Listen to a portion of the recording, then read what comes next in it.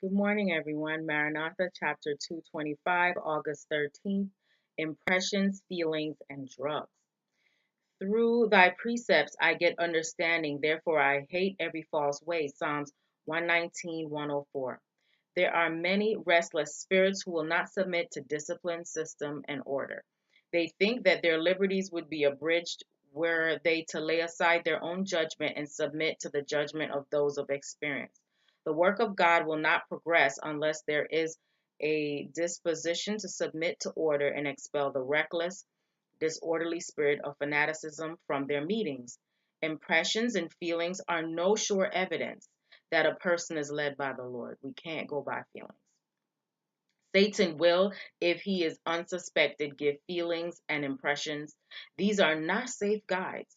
All should thoroughly acquaint themselves with the evidences of our faith, and the great study should be how they can adorn their profession and bear fruit to the glory of God. For some time, he, a patient at the Battle Creek Sanitarium, had thought he was obtaining new light.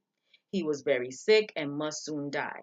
Those to whom he presented his views listened to him eagerly, and some thought him inspired. To many, his reasoning seemed to be without a flaw. They told of his powerful exhortations in his sick room. Most wonderful views passed before him. But what was the source of his inspiration? It was the morphine given him to relieve his pain.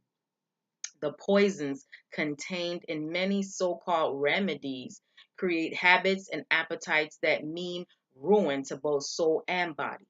Many of the popular nostrums called patent medicines and even some of the drugs dispensed by physicians act a part in laying the foundation of the liquor habit, the opium habit, the morphine habit, that are so terrible a curse to society.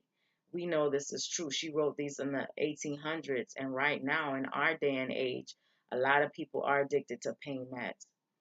If the blessing that those who claim to be sanctified have received leads them to rely upon some particular emotion, and they declare there is no need of searching the scriptures that they may know God's revealed will, then the supposed blessing is a counterfeit, for it leads its possessors to place value on their own unsanctified emotions and fancies, and to close their ears to the voice of God in His Word. Have a great Monday. Maranatha.